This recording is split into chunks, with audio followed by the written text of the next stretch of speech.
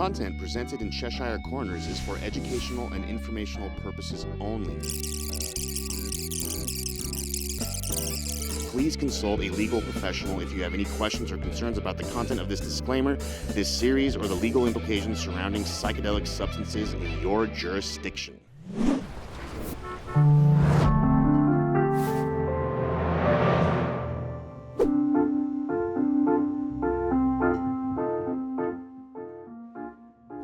Welcome to Cheshire Corners. My name is Rita Tsaluk, and I'm going to be your host as we trip through the looking glass.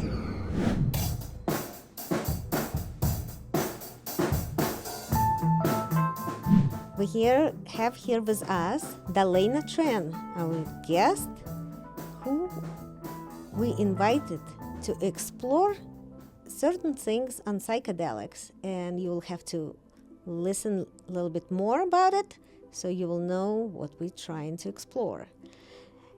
Dalena lives in Vermont, and she is an artist.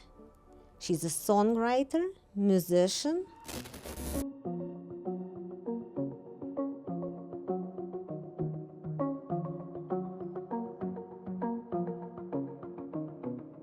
You find yourself on your knees, searching for a reason to believe in something to get you through this moment. The darkest days are here now, but your spirit flickers through them. And she intimately knows psychedelics, and she thinks they made a big impact in her life. So I am somebody completely different. Although I went to art school and music school, but I was very much structured person. Went to mathematical school as well, and I was thinking it really doesn't matter what people feel when they act correctly. That's how I thought for a long time, until one day I started thinking about psychedelics, and I started thinking about mindfulness and all that. And then I feel now that I was missing a whole bunch of very important information and didn't think of something extremely important, that feelings are matter. They matter from maybe a little different perspective, but they matter more than deals, and it comes back to on certain things, maybe all this conversation about materialism and idealism, what comes first, matter or mind. But what we definitely know now, that feelings are matter. And with that, I would like again to introduce our guest, see if she can tell us a little bit about it, about herself, and we'll discuss this important subject. Welcome. Sure. Okay. Hi, I'm Dalena. I'm originally from Boston, Mass, and I guess I'll talk about what is more relevant, which is my journey with plant medicines, psychedelics, and ever since I was a kid, I always kind of intuitively felt that there was more to this reality than what I was taught in school and what my parents told me and what TV told me, the news channels. Like, things just always felt off to me as a kid.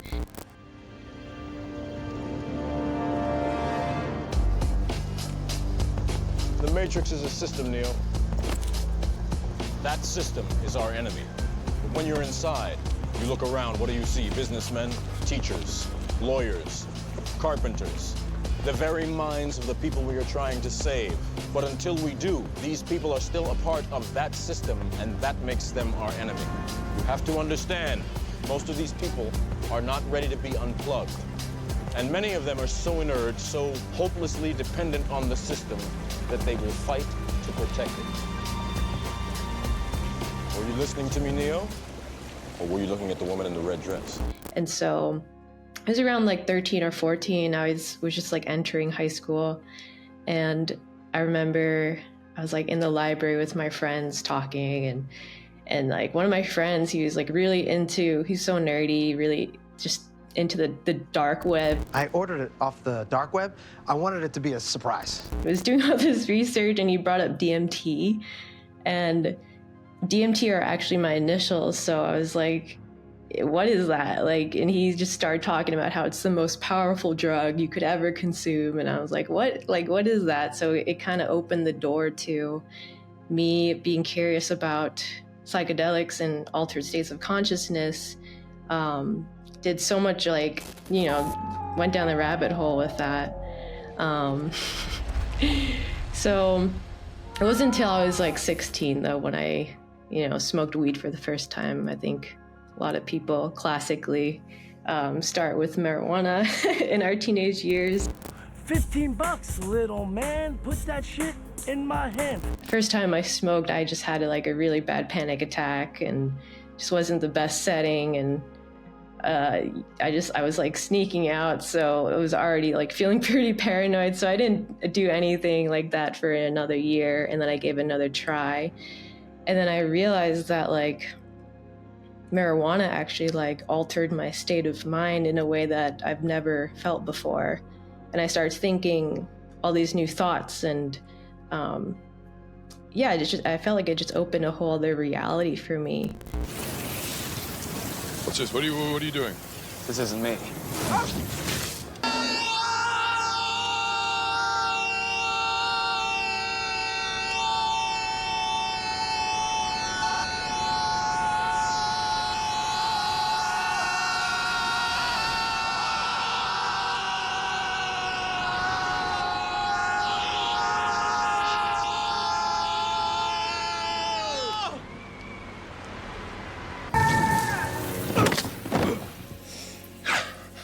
I have been falling for 30 minutes. Bye-bye. That got me more in touch with like my emotions and like a certain reality that I didn't see on TV, like on the news and in school. Like no one ever like taught me about this reality. And yeah, and then in college, around 18, I had this new sense of freedom. You know, my parents were pretty strict growing up. So I lived in a dorm, and I guess another stereotypical thing is that we all kind of experiment with all sorts of things in college. So I was introduced to LSD and mushrooms and all sorts of different things, but mainly it was those things that I began to experiment with. You know, some of those trips were more like impulsive, just like, oh, I'm gonna try this just cause, and like have no plan, just cause, you know, we're impulsive and young, and we just want to explore and have fun. But little did I know, you know, it would open a whole other realm for me. And with mushrooms in particular, I felt like it helped me so much with, like, for one, getting to know myself and my own childhood trauma and a lot of these emotions that were, I guess, hidden for so long that I suppressed or that I didn't want to confront. I think mushrooms has allowed me to confront a lot of the pain that I've held on to my whole life, and in the way that it finally allowed me to feel them.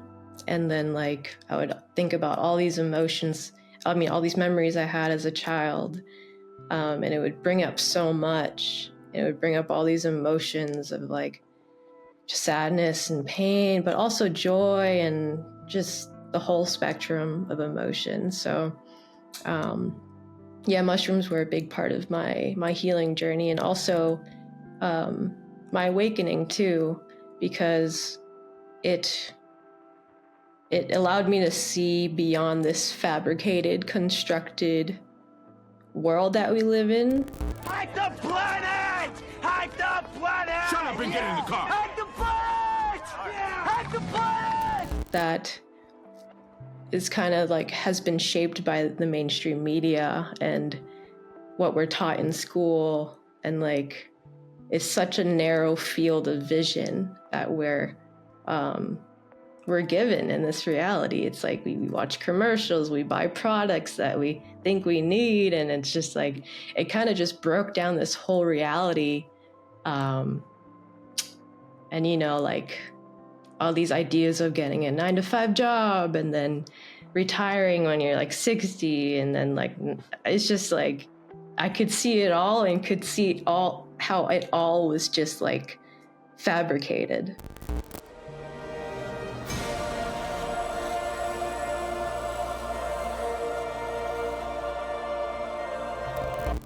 By a control system that doesn't want humans to, you know, get in touch with their true potential and who they are. They want us to be lost, you know?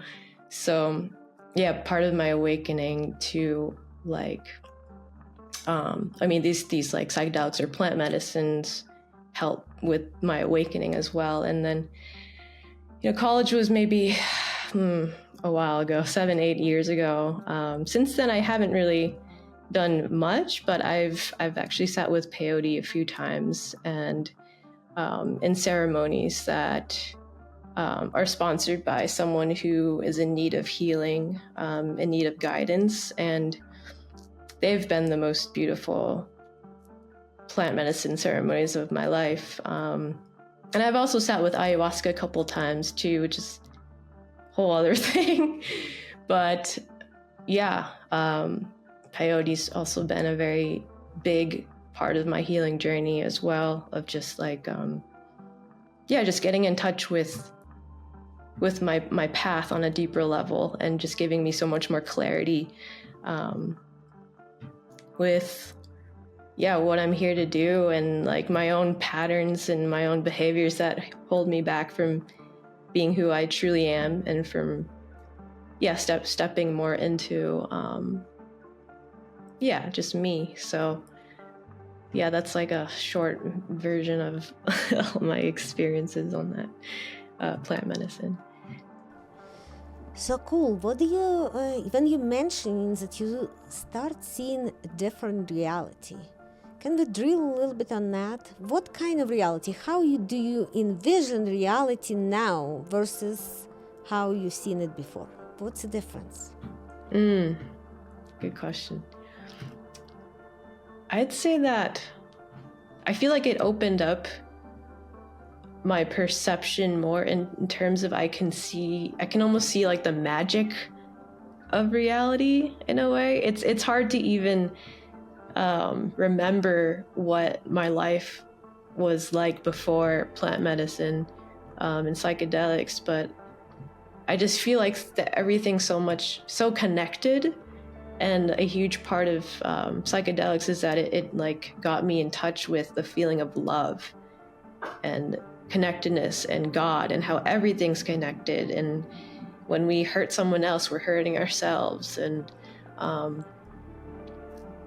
I'd say that's the main thing. And how just magical reality really is, and how special being on this planet is. It's like incredible. It's an incredible like adventure and honor to get to live a human life. And plant medicine definitely like helped me realize that.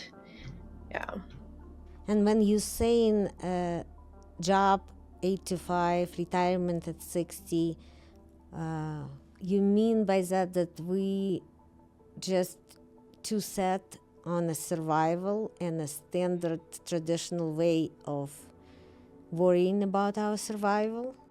Yeah, exactly. And putting it first? Yeah. You know, I grew up with the notion that like I need to go to college so I can get a degree, and so I can get a stable job, so I can take care of myself and work this 9 to 5 at a desk, and just kind of slave my life away, making all this money so I can, be stable and safe and secure. And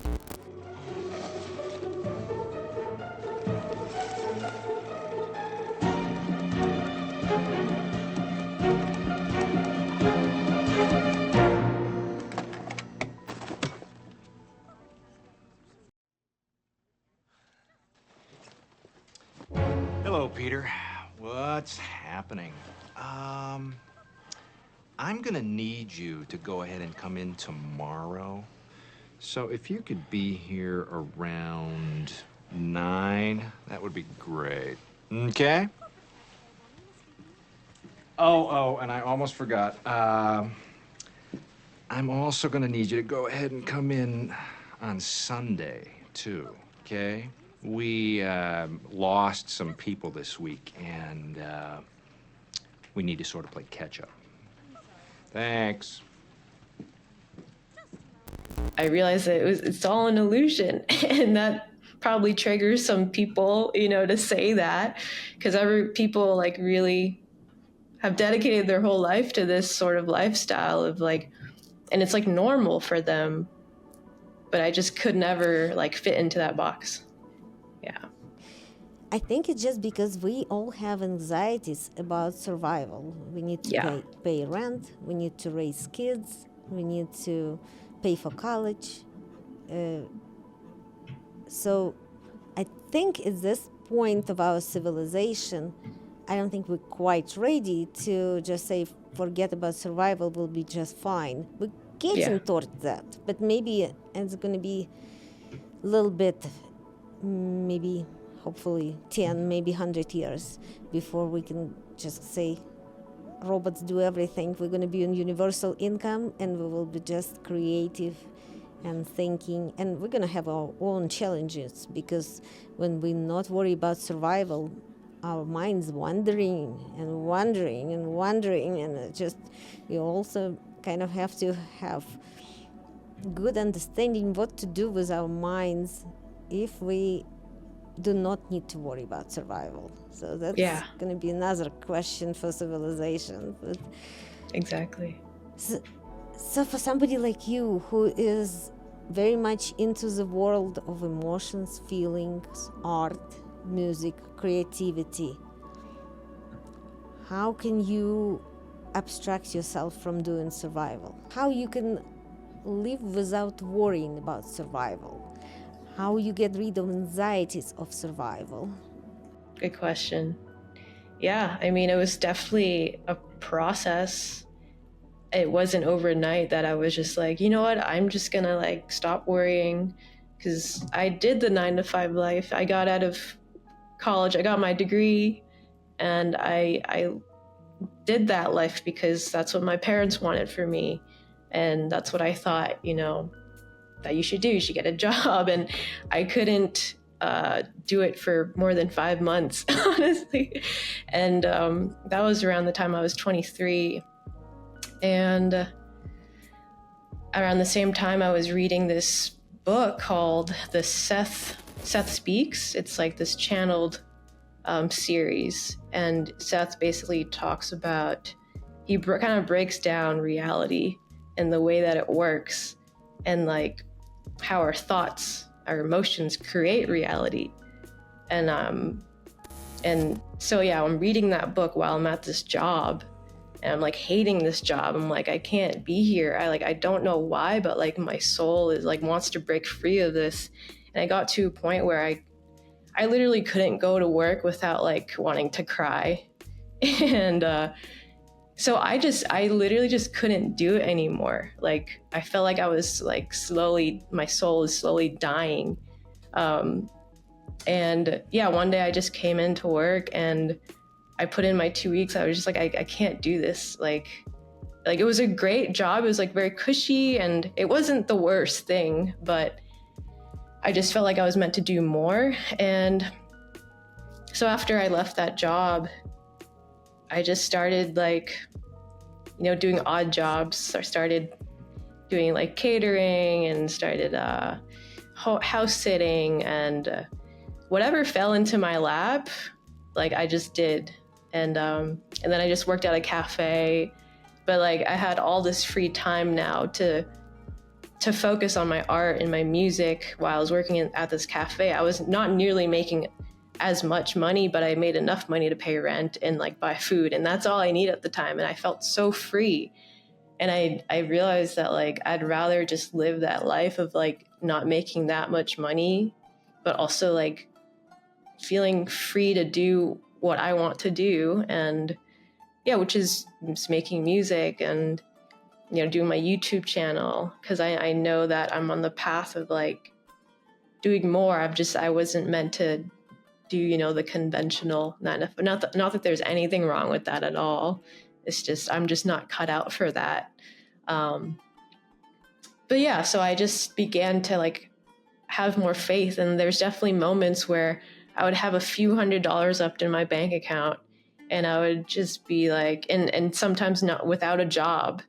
And of course that brought up a lot of fears and anxieties and worries, but I just like would trust in God or the universe that something else would fall into my lap. And then there we go, like another job, like my friend would reach out to take care of his dog or just like random stuff. Like I got like a weed trimming job at one point too, just like all these random things that just start coming to me, and freelance opportunities as well.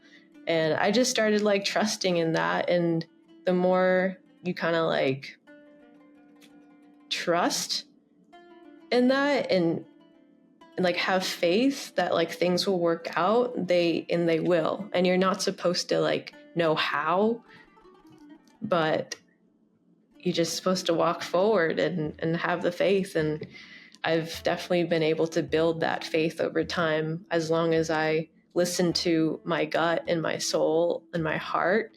Like it's never failed me. Even though there are moments where I'm like, oh, what the fuck am I gonna do, you know? Yeah, what were you gonna say? So tell me a little bit about creating reality. You just said that you've read a book and you were thinking with your emotions and thoughts, you can create reality. Let's drill down a little bit on that. So Seth's whole... How can you create reality? Yeah, so his idea is that the basis of reality itself is consciousness. Consciousness is thoughts and beliefs and emotions. It's like we are creating our realities all the time. And like, I guess you can say, like, for instance, let's see, I'm trying to think of an example. Basically, it's like if you believe that the only way for you to survive and make money and, you know, live your life is like a 9-to-5, even though you hate your job, you know, because I've met a lot of people on my path who are like, I don't like my job, but I need to do it because I need to like make money for this and that. And, you know, I need to save up to buy a house. I need this and that. And these are all beliefs that are creating your reality. And that's fine. It's valid. It's like, of course, like you want, you know, to buy a house and you feel like the only path to get there is working your 9-to-5 job that you hate, then that's the reality that you've created for yourself. When like there's so much more beyond that too, that it's hard for us to like kind of, I guess, like see, because I think we're so conditioned to believe that our lives need to like be a certain way. It's like, it's all conditioning. That's the thing. It's like part of this fabricated society we live in is that there's so much beliefs and ideas that are like ingrained in us by the media and by what we're taught in school. Like people are like, oh, this is how you do it. This is the only way to do it. But I feel like at this point, as the planet is shifting in consciousness, And as we're growing more greater and greater awareness as a human species, we're realizing that like, that's not the only way. There's so many different ways, so many different possibilities.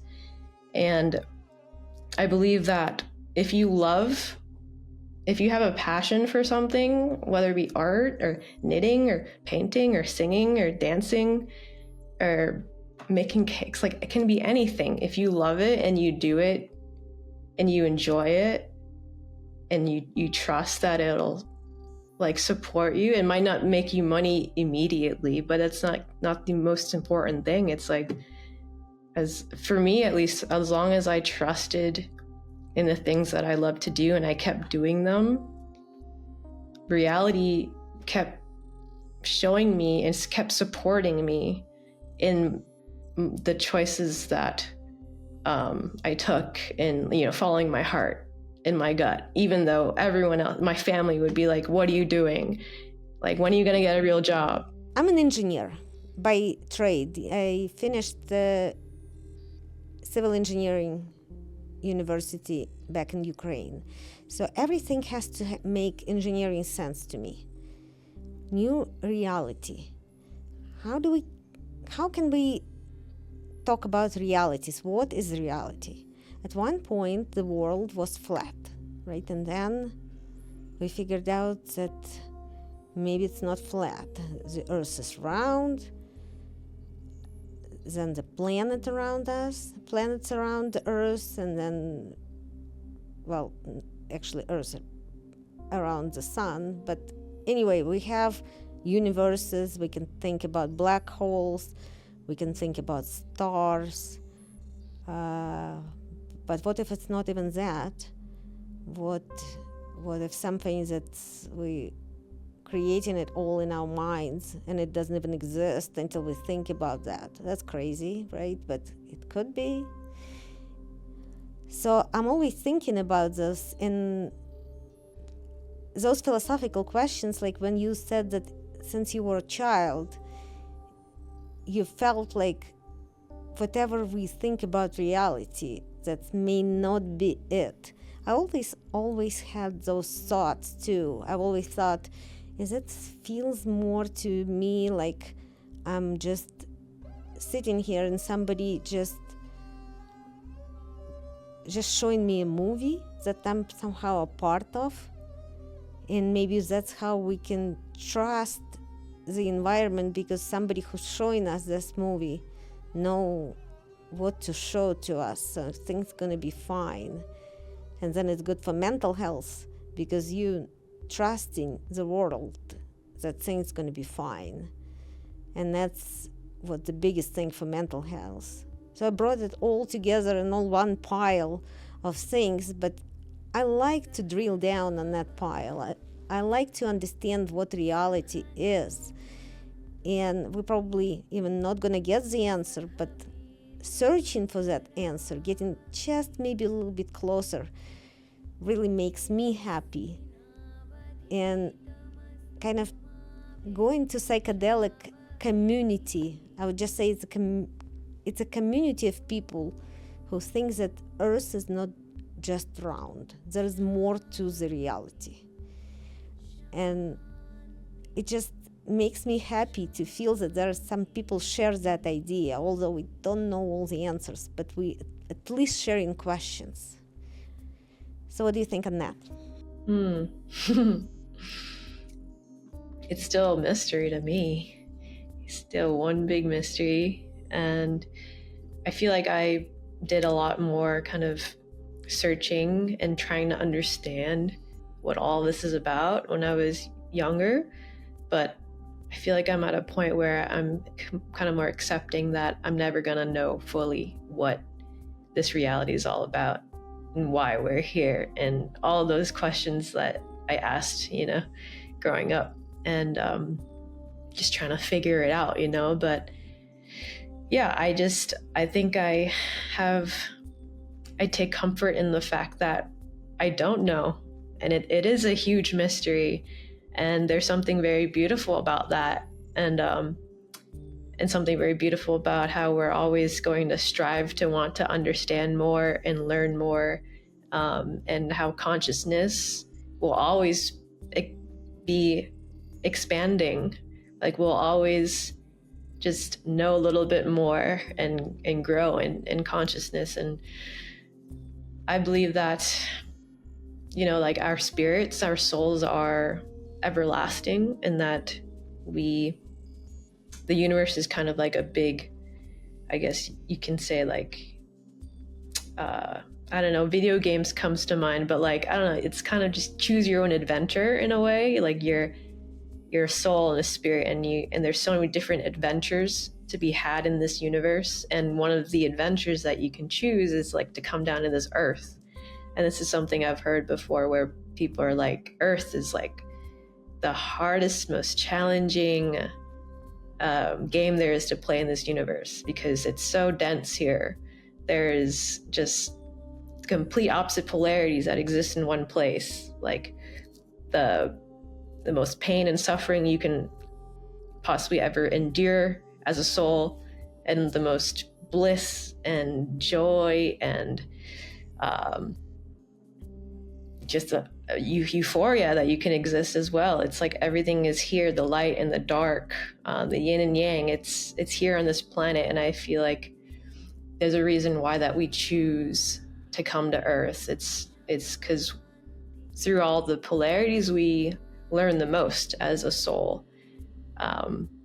Because when we experience so much pain and darkness, we have the capacity to experience so much light and joy at the same time. And that's just like experiencing polarities give our consciousnesses more like experience. You get to experience the wholeness of reality in a way, when so much polarity is condensed in one place, if that makes sense. This is my like understanding of it.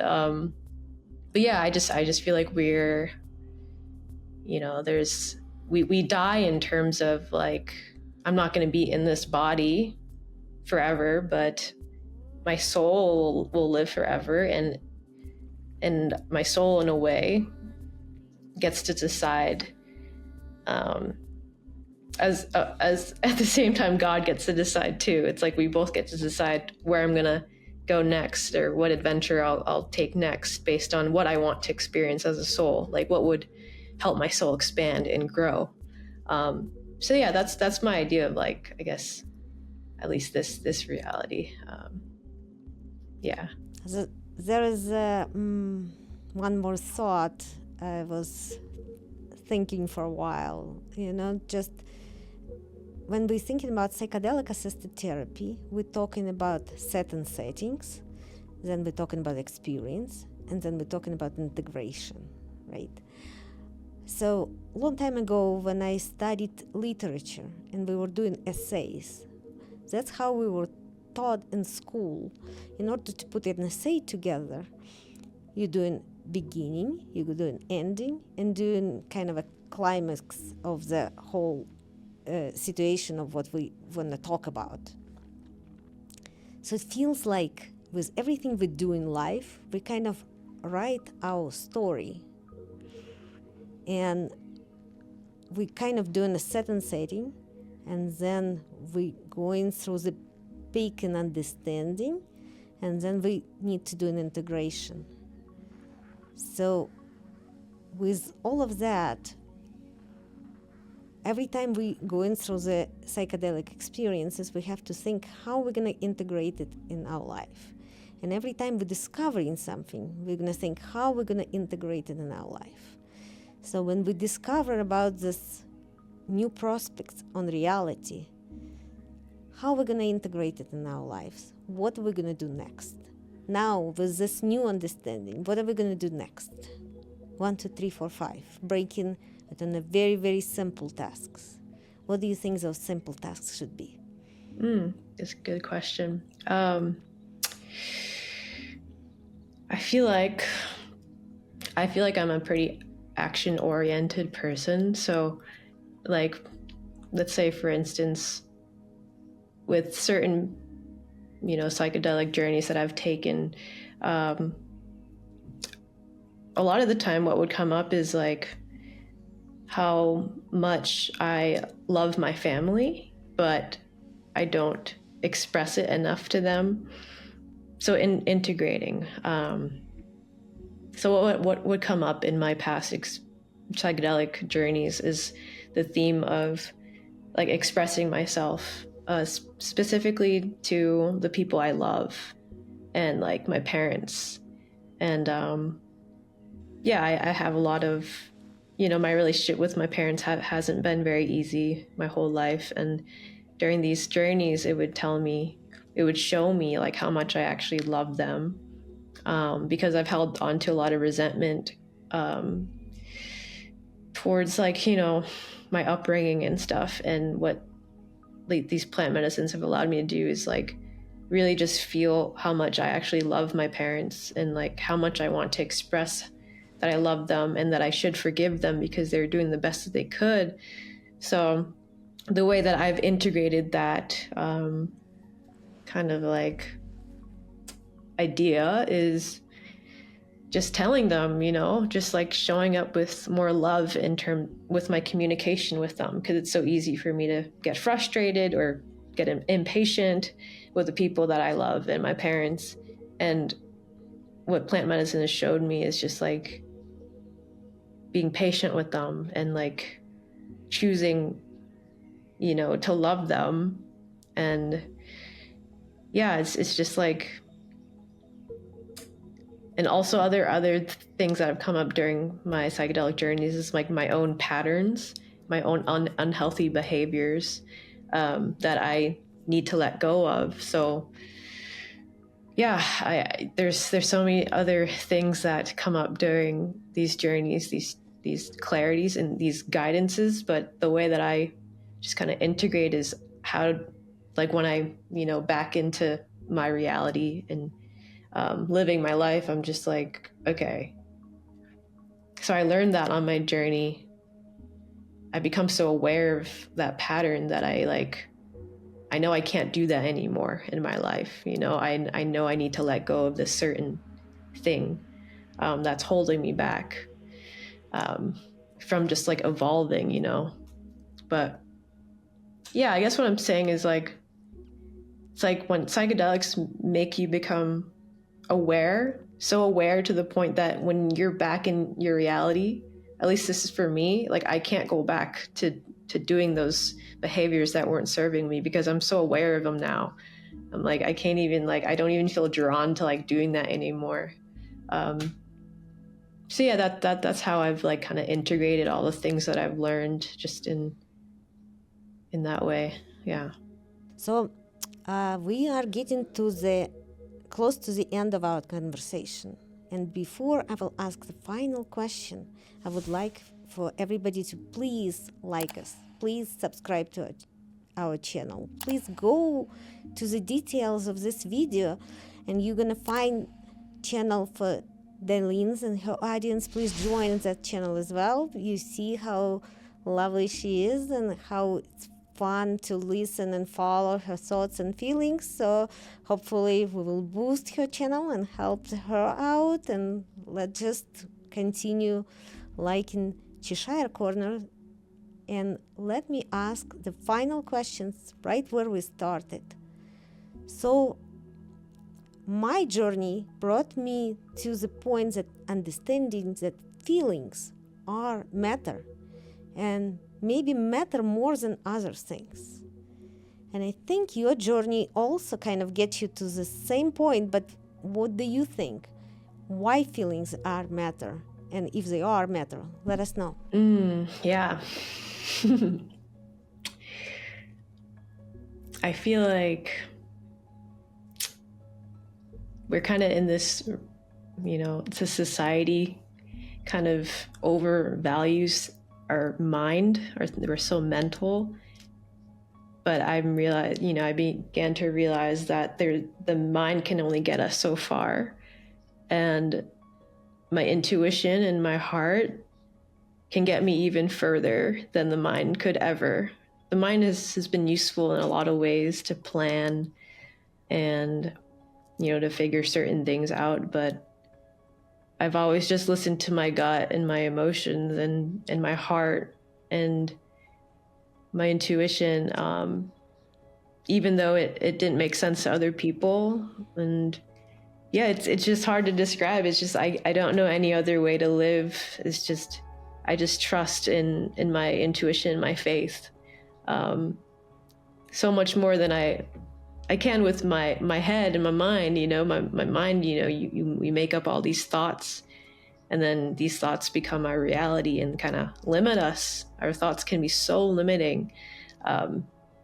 So yeah, I just slowly just kind of wanted to break free of the limitations that my thoughts would place on me, and just always had the feeling that there was more, and just trusted in that. And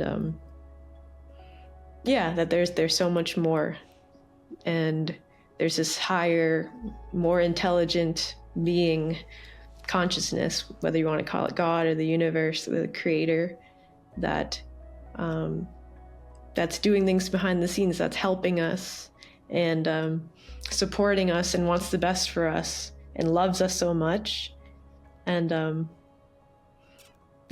feel like we were all given gifts as humans, and we were all meant to just honor these gifts, because we humans are so powerful and so beautiful. And that's sort of comes down to, just that's my feeling, at least.